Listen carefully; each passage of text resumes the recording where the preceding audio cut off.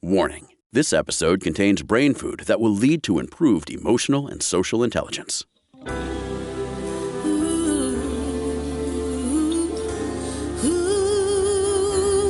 Give us 1 hour and we'll help you change the way you think about happiness. Harvesting Happiness with Lisa Cypers-Kamen is fresh, optimistic, and purpose-driven media that promotes well-being from the inside out.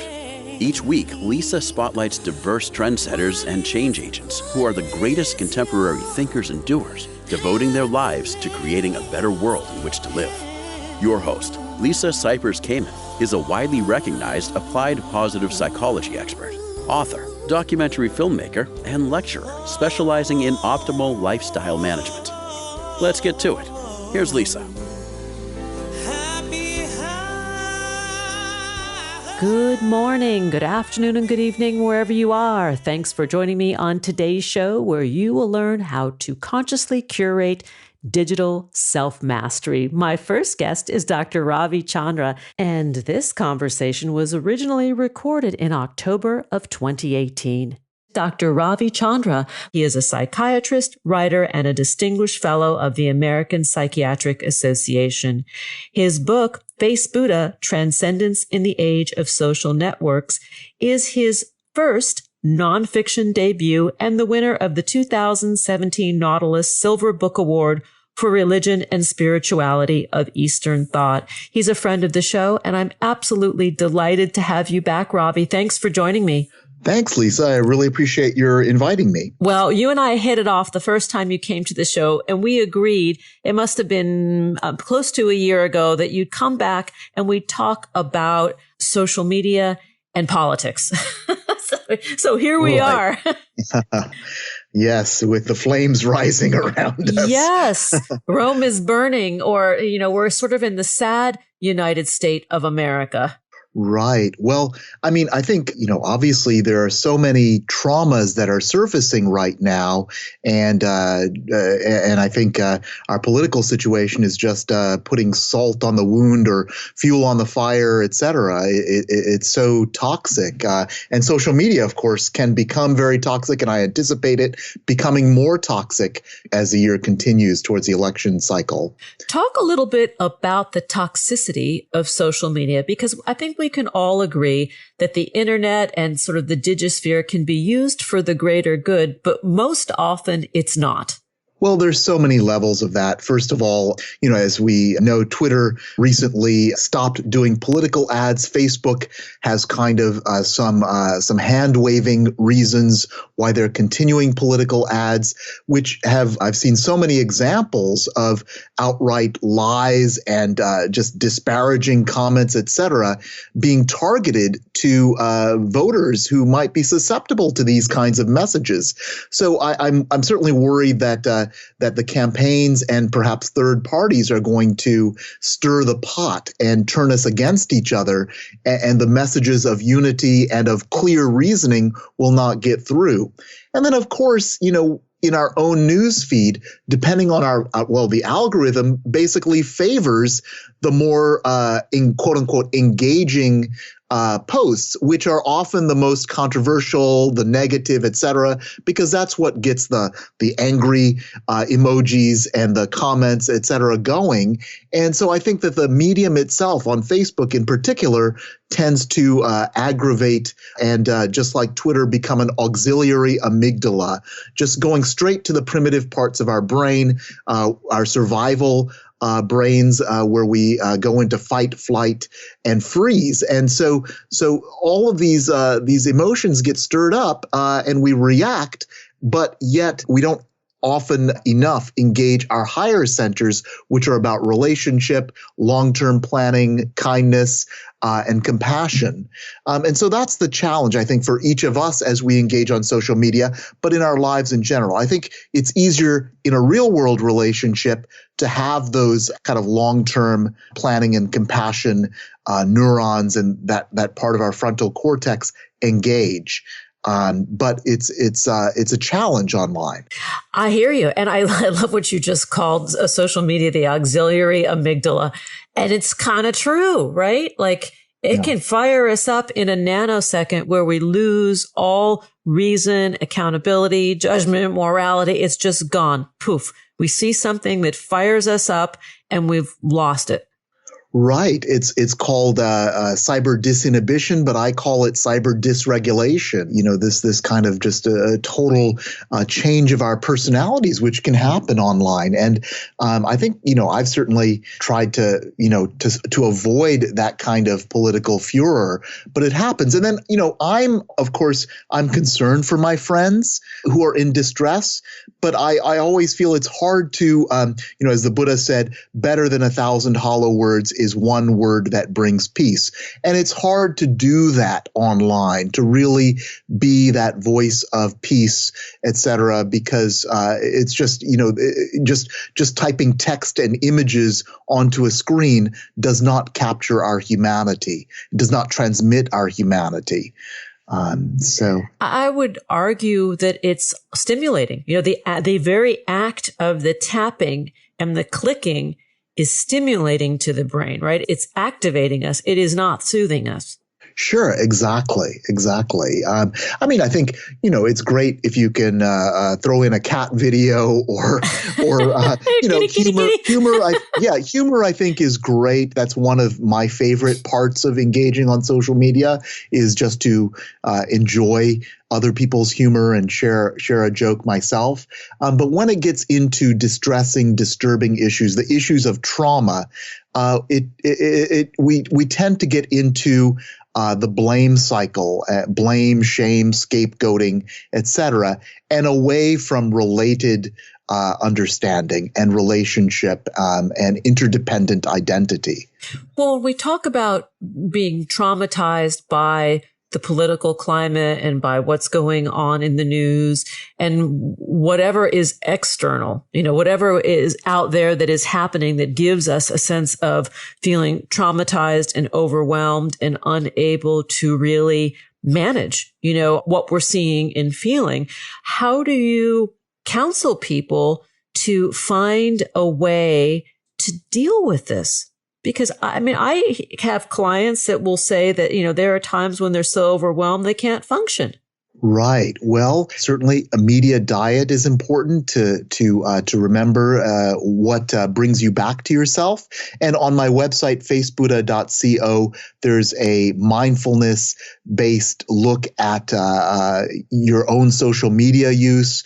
And you can kind of see how and kind of chart how social media is affecting you, what it's like when you take a break, and then you can make rational decisions about how you want to engage. You also have a lecture series available. I want to just give a shout out to that because I love your work. And on your website, ravichandramd.com, within your portfolio, there is a viewable series where you talk about this and more. Yes, that's right. It was an 8-week lecture series that I did covering compassion in difficult times, self-compassion, Asian American psychology, narcissism in the American psyche and relatedness in the American psyche, and technology and psychology. Let's talk a moment about the Declaration of Independence. Let's go way back to the founding fathers and invisible mothers, because they were there, and talk a little bit about our national identity and the intent of your belief and mine, I think, because we share similar views of the Declaration of Independence. Right. I think the Declaration of Independence is such an inspiring document, and I think it was revolutionary then, and it's revolutionary now. This idea that the Creator, whatever you imagine that to be, has given us equality and the rights to life, liberty, and the pursuit of happiness. So I think that idea of equality, even though at the time of the founding, that was limited to white, wealthy property owners, male property owners. So it was not true then. But we've done, I think, over the course of history, Americans have tried to make this more and more true. And I think that's such a powerful concept that no matter what station we have in life, whatever we're doing, et cetera, there's an underlying common humanity and equality that I think it's so important to connect to as human beings, and not because, I think in the last 50 years, America has become particularly individualistic and narcissistic, and therefore competitive and antagonistic. And I think all of these emotions of social comparison, jealousy, antagonism, envy, and so forth are so much part of our psychic makeup, and especially with social media. And I think we just have to kind of undo that and really connect to our common humanity and equality to really find that happiness. And maybe even, to really have a deep national discussion about what happiness is, and how we can achieve it. I think, again, in the last 50 years or so, or certainly since post-war prosperity, happiness has been equated with getting what you want, materially. And I think that's totally wrong, and that's totally unsupported by research as well.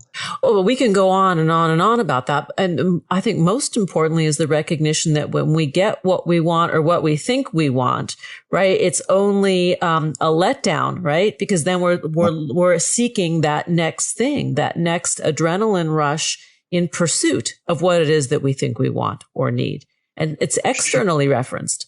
Right, exactly. And so, I talk about happiness a lot with my patients. And, there's so many definitions. I think certainly meeting goals is important, having a sense of meaning or purpose in life. Yes. Having a certain basic financial security, yes, that's important. But beyond that, it doesn't add to happiness. But I think, for me and for my patients who are going through distress, I think I define happiness as an increasing capacity to deal with distress and difficult emotions. So having that recognition that one can get through the difficult times, I think that's another definition of happiness that we have to kind of feed into our system. I agree with you. I also think that happiness, in my own experience and in working with clients, is also the absence of suffering. That when we can get ourselves regulated to a place where we recognize, yes, suffering is part of the human condition and it will not impede my happiness. I just choose not to perceive the suffering as anything more than it is. Right. And maybe even, in the ideal circumstance, to treat our difficulties as a kind of treasure that we can use to really build ourselves and grow with the experience. So that idea of post-traumatic growth, I think, is important. But suffering has been a great teacher for me. And I mean, we're going through a lot of trauma and suffering right now nationally. But in some way, I think it can take us back to what's really important. And certainly it's what's done that for me. I've started teaching compassion and self-compassion courses, kind of doubling down on what I think is important and missing from the national conversation, which is about relationship and our connection with others and our interdependence. And I think this is founded on compassion. So in that sense, the suffering of the National Times has really brought out, I think, what's important for me. I agree. Let's go take a break. And when we come back, we'll continue the conversation with Dr. Ravi Chandra. To learn more about Ravi and his beautiful work, please visit ravichandramd.com, on Twitter at going2peace, and it's the number 2. On Facebook, we are going to check out Ravi Chandra, psychiatrist and writer. And on Instagram, it's Ravi Chandra, MD. Here comes that pause. We'll be right back, and that is a promise. To learn more about cultivating sustainable well-being at home and the office, visit harvestinghappiness.com and explore Lisa's experiential on-site brain fitness workshops, corporate programming, and speaking engagement services.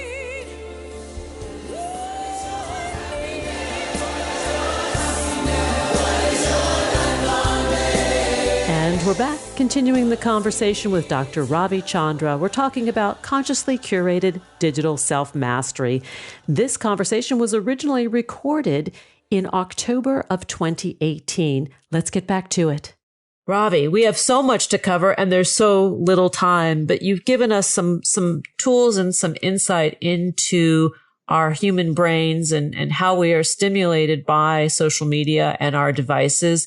And you talk a little bit about the Declaration of Independence and going back to the foundation of America and some of those qualities of a kinder, more just and moral time.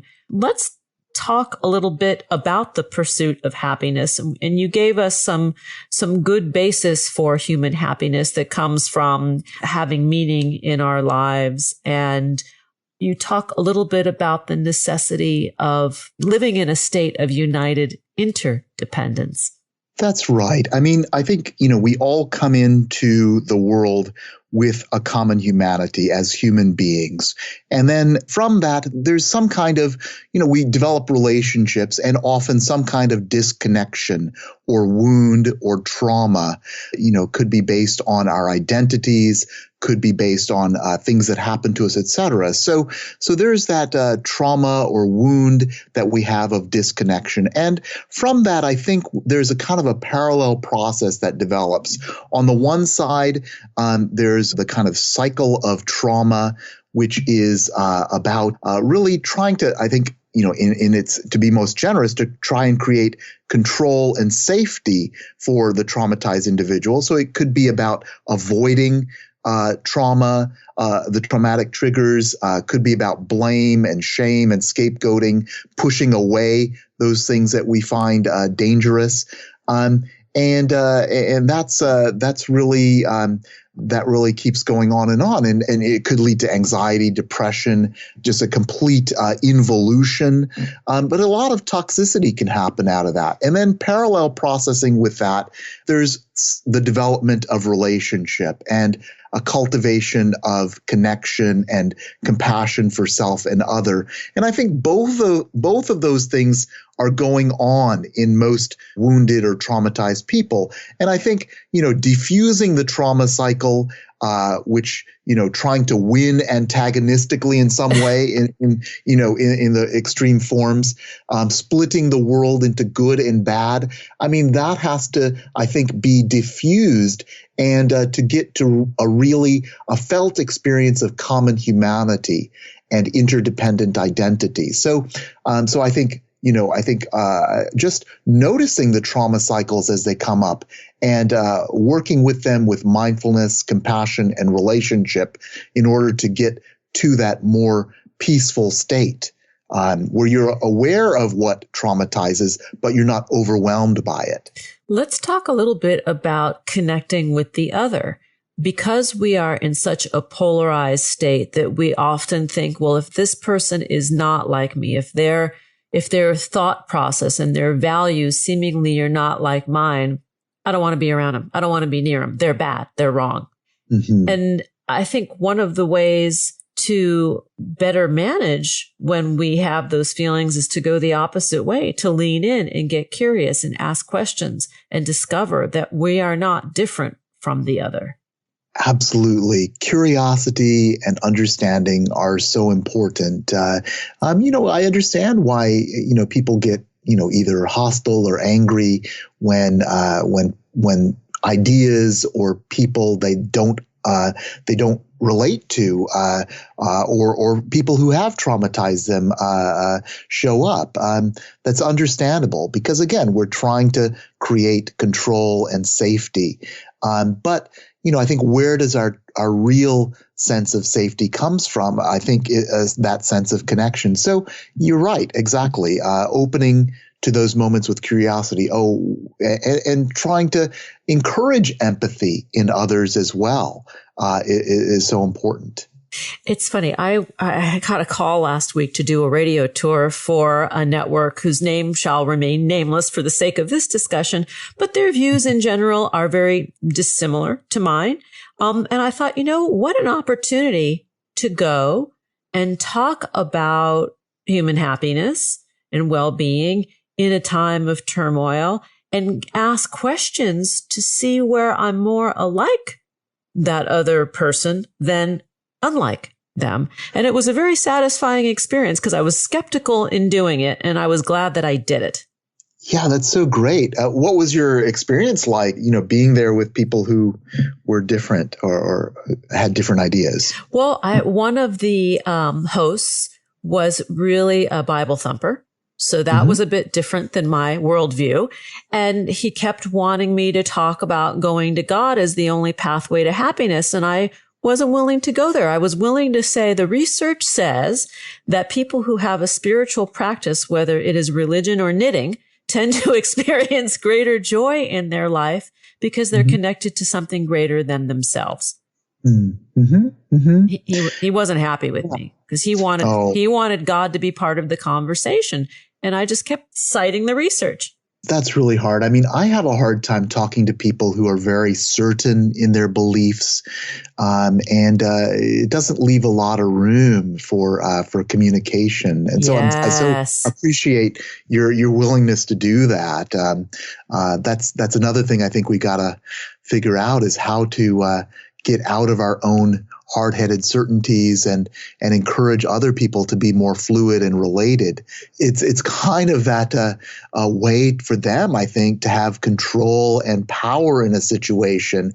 And it can feel very strong, but it's so unrelated and it makes everyone else feel disconnected, I think. So I think, we've got to all work on not being so hard-headed, I think, and being open and, like you said before, being curious and try to understand and have empathy for people who have different identities or different ideas. Well, I think when we start to see that person whose views are so much different than our own, when we start to see them as a human being that wants safety, security, prosperity, good health, good family, good connection. Those are all of the things that each of us want that is available to us from our own effort and not some political doctrine.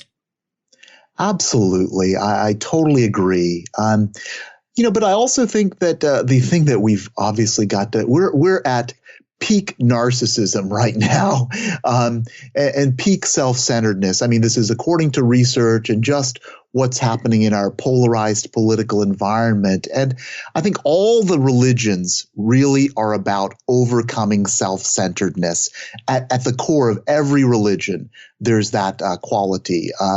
So I think we do have to, realize certainty, while it does provide this false sense of safety, is also very self-centered. And, I think, that's another thing we've got to kind of transcend, to be able to to hold our opinions with less attachment, I think, is so important for being non-self-centered. Yeah, less attachment to outcome and desire and more of the neutral observer or the witness, right? And then be able to harness our reactivity to these things as they happen. Absolutely. Yeah. Just, but it's so great that you had these conversations. I wish I could have, my lecture series was one way to kind of have a conversation in some sense with people who maybe I'm not meeting in person, but I can give some information to and hopefully start some dialogue along the way. These are important conversations, and they're great connectors. They're great conversation starters, to see ourselves in the other. And perhaps that mollifies some of this aggression that a lot of us are harboring. Right. I mean, I'm so fortunate you're running this great radio show, and I'm fortunate to be a therapist. So I'm having deep conversations with dozens of people a week, so it's just so transformative, and it brings you down to that sense of, deepens that sense of caring about another person, being open to them. And, I'm so grateful for my profession, that I'm able to do that. And I think we all, do better, in conversation. And we need to have more of those. We do. We need to keep talking and use good reason, get out of the blame game. I mean, I'm reiterating some of your own beautiful talking points that, learn to identify, you write, with our own own work and work with those difficult emotions with mindfulness, compassion, and relationship, this is what you want to teach us. Yeah. And going back to that founding document, the Declaration of Independence and the Pursuit of Happiness, I think what's happened with individualism in the last 50 years is that we think if we're not happy, then something must be wrong, Yes. And particularly that someone's to blame. I'm not happy, so it must be someone's fault. I think that's so common, especially when we're stressed. That can happen to any of us, but it's something to overcome. It's like, how can we take responsibility for our own happiness and also be a source of happiness for others, and get out of the blame game? Exactly. I think it's, such an antagonistic way to live one's life. Be a joy generator, get out there and be, like you say, be the source of happiness for yourself, for others. And, this is what we always talk about it being an inside job. And that might sound very trite, that being happiness. But really, we should be the ones that know ourselves the most and therefore know how to make ourselves joyful. Absolutely. And, Right. And we do unto others as you would have them do unto you, right? And that's in all religions as well. And if we're a source of happiness for others, if we're giving, if we're generous, you get that back. Yeah. And it feels good to be generous in spirit and materially, et cetera. So I think these are all, important religious principles that I think no religion would disagree with. But we just got to, I think, act out. I mean, it's also research based as well. So, there's a lot of evidence for what Dr. Keltner says, that we're born to be good. That's his book of the same name. So we can bring out these qualities. Ravi, thanks for your generosity in giving your time and hanging out with me today. To learn more about the work of Dr. Ravi Chandra, please visit ravichandramd.com, on Twitter at Going to Peace. And again, the 2 in Going to Peace is the number. On Facebook, that page is Ravi Chandra, psychiatrist and writer. And on Instagram, Ravi Chandra MD. You can also check out his lecture series that is available on his website, which I mentioned. I'll say it again, ravichandramd.com. And the book is Face Buddha, Transcendence in the Age of Social Networks. Ravi, always a delight. We're going to have to come back and hang out again and talk about the political climate in a few months. Sounds good. Here comes that brief pause. We'll be right back. Did you know that happiness is actually good for your health? Happy people live longer, are more productive, and make better partners, parents, and professionals.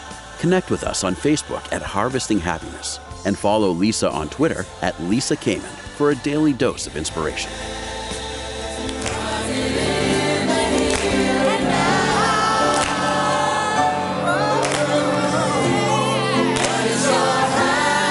And we're back, continuing the conversation about consciously curated digital self-mastery. My next guest is Jordan Reid, and this conversation was originally recorded in September of 2020. Let's welcome back Jordan Reid. She's the founding editor of the lifestyle blog Ramshackle Glam and the author of 2 parenting and style memoirs. Her hobbies include creating unnecessary complications, insomnia, and maintaining an impressive collection of fake plants. She lives in California with her 2 children, twin orange cats, and a Roomba named Thanos. She's the author of The Big Activity Book for Digital Detox, and that is actually what we are talking about. So in the meanwhile, put away your device, except if you're listening to us on your device, and tune in because we're going to have some fun. Jordan, thanks for coming back on the show. Thank you so much for having me again. I love this. I do too. I do too. You and I have had some good laughs together, and they continue.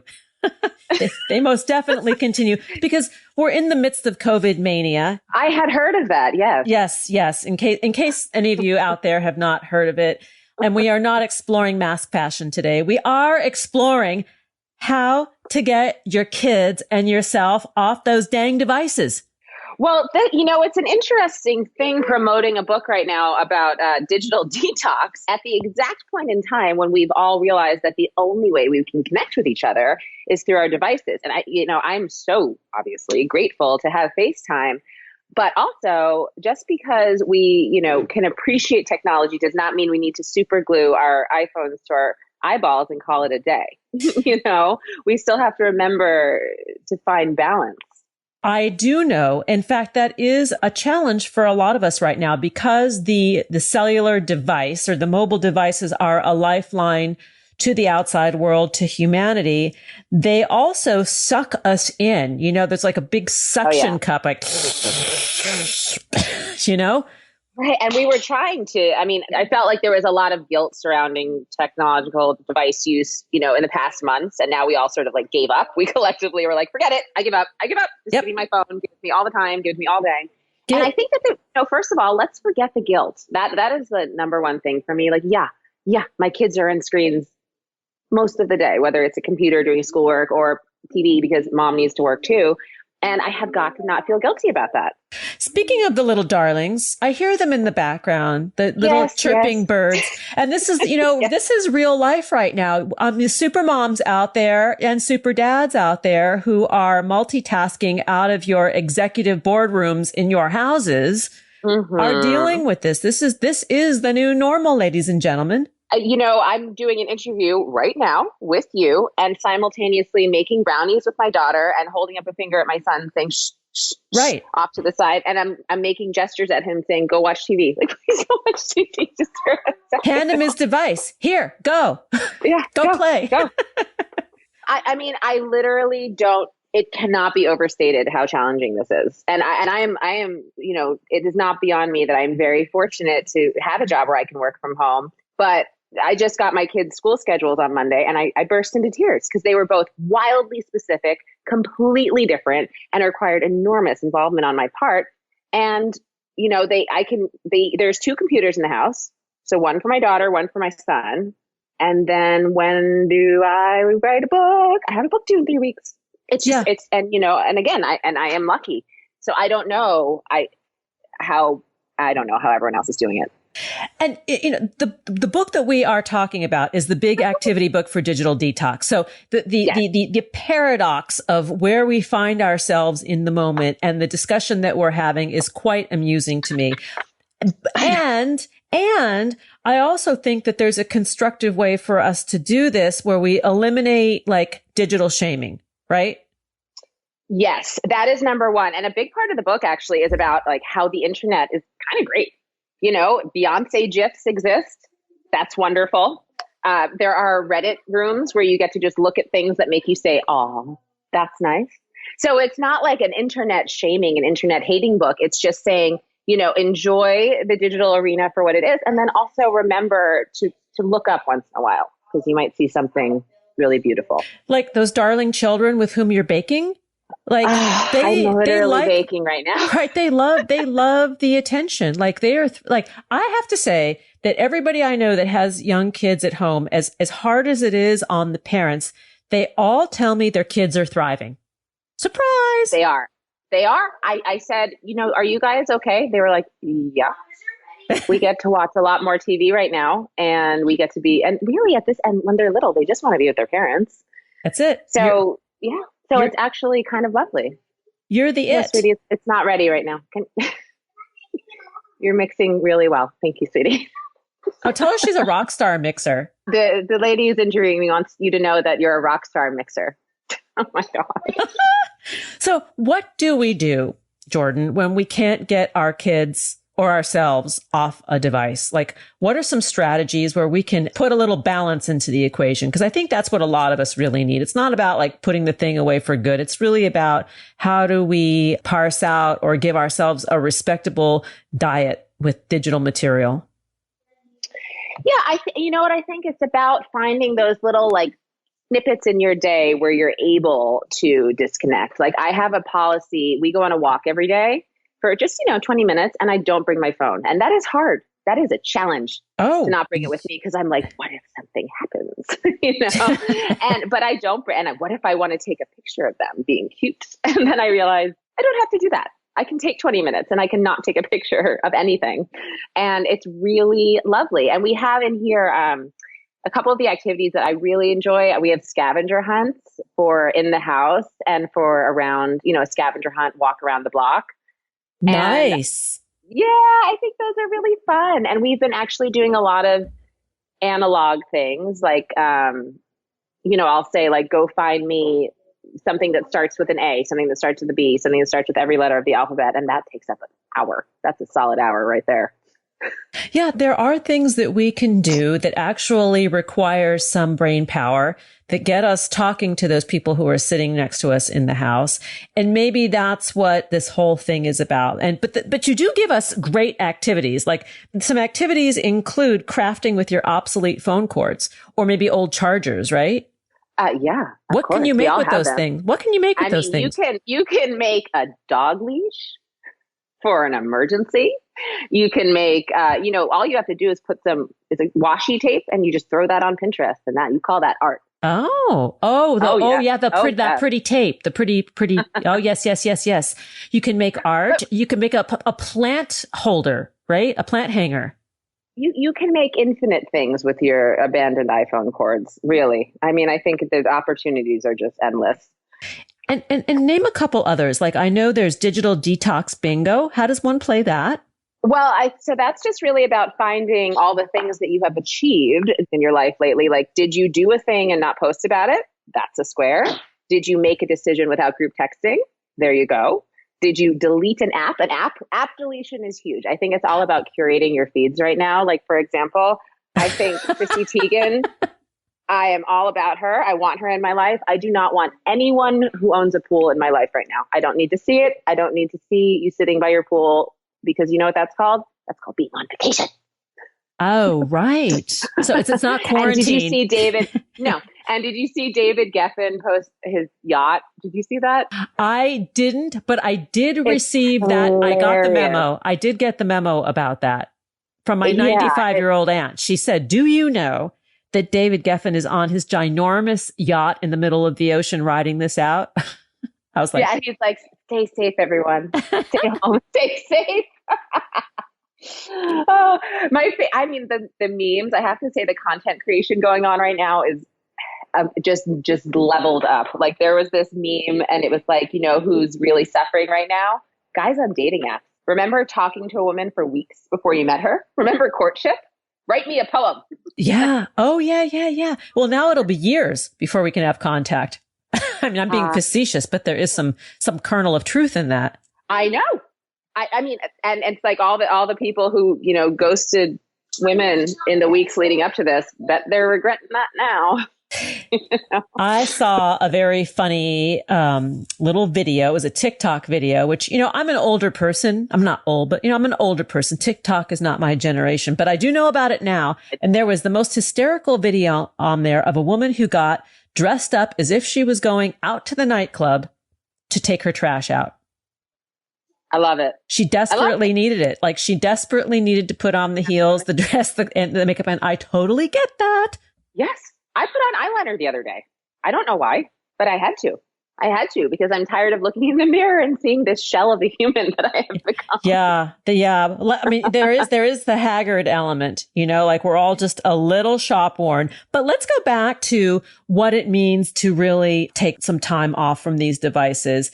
And maybe there's a redirection, something that we can think about when we're tempted to reach for the phone and we want to be good boys and girls and not do it. What do we do? I like I said, I think it's all about thoughtful consumption. And I think it's important to remember why you're doing this. Like, why am I posting this? What is the point? I mean, I think there's a lot of credibility. People are talking about limiting their news consumption to, pick a real source of excellent, an excellent source like, NPR or The Times. Get your news from that. And then that's it. You don't need the endless feedback loop of the news cycle going through your head all day and going through your feed. Taking a photograph, documenting quarantine life is really interesting. We're going to definitely look back on these times as this is a big moment in history. This is a generation changer. And it is important to document it. I really believe that. But it's not important to document everything. It's not the constant posting. You have to think why. Who am I trying to reach? And why, and that's been a really interesting challenge for me as, I've been a content creator for the past 10 years and posting all day, literally all day, every day about my life. And something about this moment has made me pull back on that in a really big way, which I have found personally interesting. As the world has quieted, it's like I've wanted to be quiet too. And it's felt very healthy. I want to ask you about that. But first, we're going to take a pause and then we'll come back and we'll continue the conversation with Jordan Reid. We're talking about her book, The Big Activity Book for Digital Detox. To learn more about Jordan and her fabulously fun and insightful work, please visit ramshackleglam.com, on Twitter at ramshackleglam, on Facebook, ramshackleglam, and Instagram the same, ramshackleglam. Here comes the break. We'll be right back, and that is a promise. Who says money can't buy happiness? Whether you are a skeptic or seeker, check out Lisa's new book. Are we happy yet? 8 Keys to Unlocking a Joyful Life. A boot camp manual for greater emotional fitness is available at Barnes & Noble, Amazon, IndieBound, and HarvestingHappiness.com. Here's a truth bomb. Emotions are contagious, and happiness is a universally desired state. But we tend to forget that we all have the freedom to be happy or the liberty to be miserable each day, regardless of external circumstances. Explore the journey of human happiness, how to find it and keep it, with Lisa's documentary film, H Factor. Where is your heart? Visit HarvestingHappiness.com to learn more.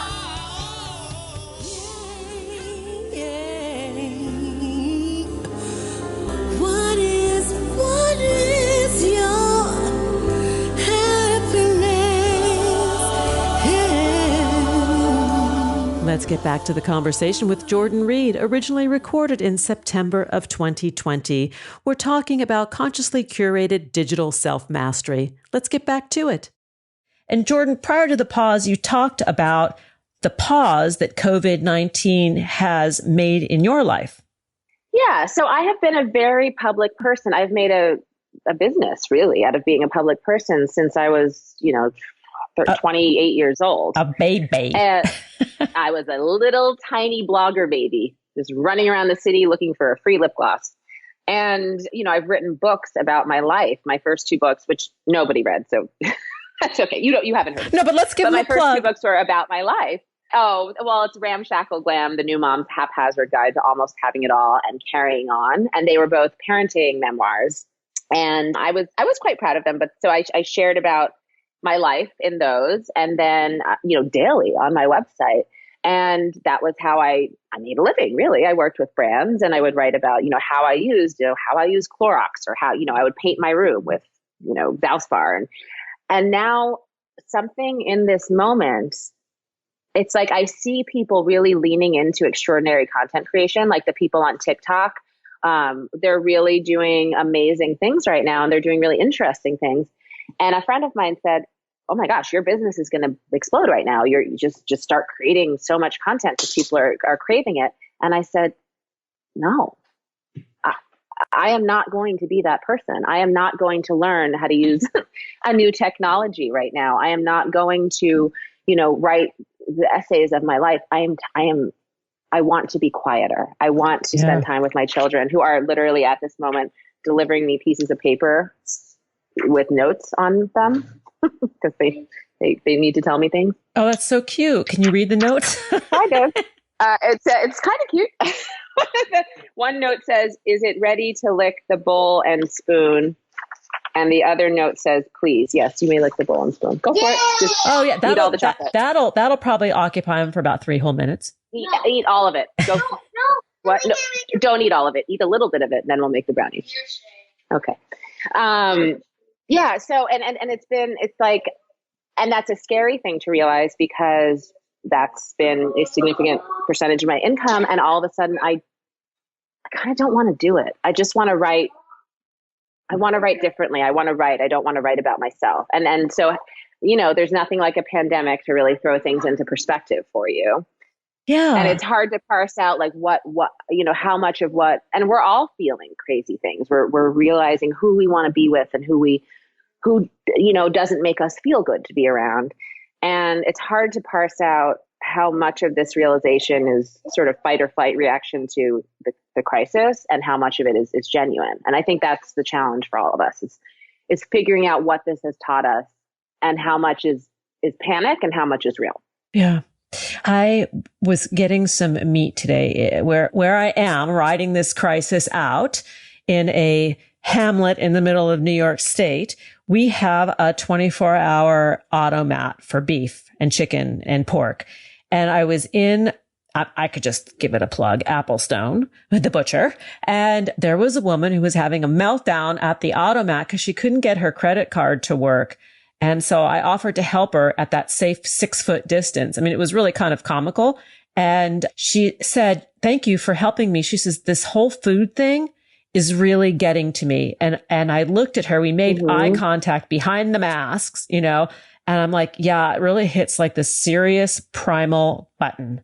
Yep, it really does. It's fascinating. I mean, the last time I can remember having this like weird primal, right after my daughter was born, my mother was visiting, she was staying with me, and she had a cough. She wasn't sick. She just had a chronic cough for a while. And I knew that she wasn't sick. I knew that it was like an irritation in her throat, but it was this really heavy cough.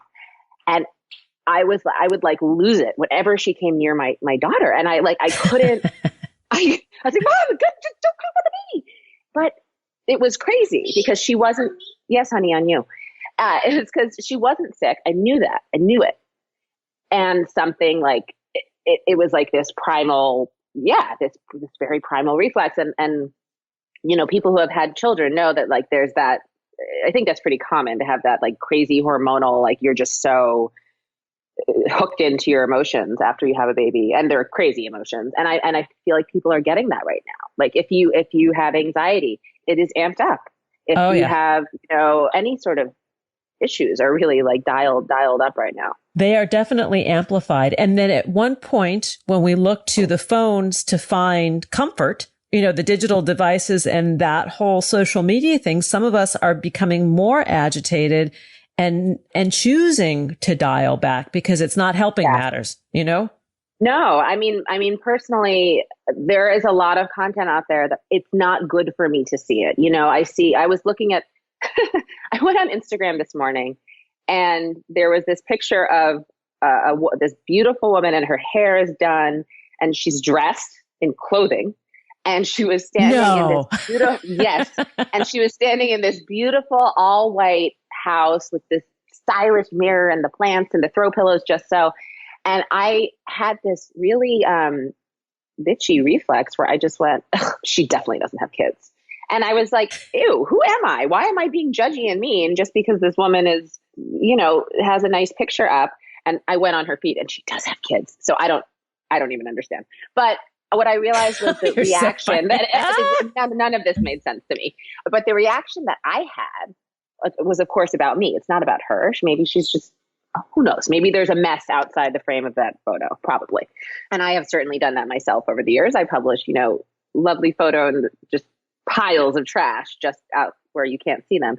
But the fact that it had this like weird negative reaction from me, I didn't like what it brought out in myself. So you know what? I'm going to unfollow her, not because she did anything wrong, not because she doesn't have a lovely feed, because I need to take away the things that bring out that sort of ugly side of myself. I don't need that right now. You know what I mean? I do know what you mean. And when we talk about positive psychology and the science of happiness, and now we'll get a little clinical here, that the social comparison, this need to keep up with the Joneses or to believe everything that we see out there in the media is true, which we know it's not. There's a lot of movie making going on multiple levels. That's right. And like I said, there's going to be incredible content creation happening right now. And we have to remember it is not a keeping up with the Joneses situation. And as a content creator, that is a really challenging thing to sort of wrap my mind around. But I'm also realizing that that's not what's important to me. It's not. It's not. The ability to sit down and read a book on my front porch with my son and not take a photograph of it, that's important to me. Well, there's the next book, the big activity book for real life. Mm-hmm. Actually, the next book, I'm about to finish it. It's due in 3 weeks. I think I can do that, right? Oh yeah, no problem. The big activity book for divorced people is the next one. Oh yeah, because that's a fairly new thing. I mean, when we first started speaking and you came on the show prior, your move across the country was fresh, and so was the beginning of a new life. And yeah, there's a lot to rebound from and recalibrate when one door closes and another opens. That's for sure. Oh yeah. And you know, this is actually throwing all that stuff into high relief also. Just, you know, shared custody in the time of coronavirus is a really fascinating topic. Somebody else was talking about that the other day because like you don't really know how he or she, you know, what their level of safety is, you know, like, and you have no control over it.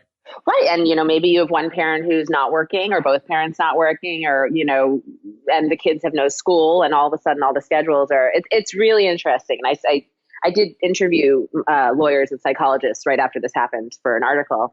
And the answer is it's unprecedented. There is no legal basis for this and good luck. Yeah.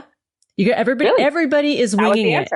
But I think that there's some peace in that. Like if you know that everybody is like learning to fly the plane, you know, as they're building it, like there's some comfort in that. Like I'm not alone. You're not alone. Everybody in the world is going through this same thing about recalibrating and shifting priorities, logistics, you know, some people's lives have changed so dramatically on so many levels. Yeah. I mean, and whatever plans you had for the future, well, they're gone. And there is something, obviously there's something distressing in that, but there's also something very exciting and very freeing. Just this sense of, I don't know where I'm going, but neither does anybody else. And really, that was true all along. Yes, it was true all along, but we didn't know it. We didn't know it. We didn't know it. I want to just read a little. You want to make, what is it? You want to make God laugh, make a plan? Yeah, right? exactly. Well, ha, ha, ha.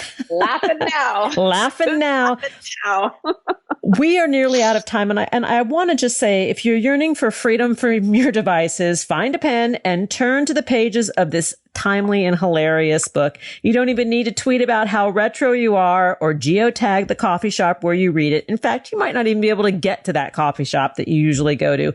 Soon enough, Jordan Reid and her co-author or illustrator, Erin, will be by your side. You'll find that life without filters looks good on you. And I think that is the point, Jordan. Life without filters. Right. Yeah. Life without filters. Life without filters. Jordan, come back and let's talk about the next book. But the one we're talking about today is the Big Activity Book for Digital Detox, written by my guest, Jordan Reid, and the illustrations were done by Erin Williams. We want to give her a plug. To learn more about Jordan and her work, please visit ramshackleglam.com, on Twitter at ramshackleglam. Facebook and Instagram are the same, ramshackleglam. Jordan, always a pleasure, really. Such a pleasure. Yes, good fun. Good fun. Thank you for having me. Thanks for joining us today on Harvesting Happiness. This is Lisa Cypers-Kamen on behalf of my guests, Dr. Ravi Chandra and Jordan Reid, wishing you kind thoughts, kinder words, and the kindest of actions. Until next time, remember, happiness is an inside job. Happiness is your inside job. Please go out and rock your day and remember to be kind to one another. Keep harvesting your own happiness anytime and anywhere from the comfort of wherever you are. Subscribe, listen, and share hundreds of downloadable episodes via our free app or from our libraries at toginet.com, iTunes, Google Play, and other fine podcast platforms. To learn more about Lisa's global consulting services, please visit harvestinghappiness.com. Spread more joy by liking us on Facebook at Harvesting Happiness and following Lisa on Twitter at Lisa Kamen. Harvesting Happiness is produced in collaboration with TogiNet Radio, KBUU RadioMalibu.net, and is available on PRX, the Public Radio Exchange.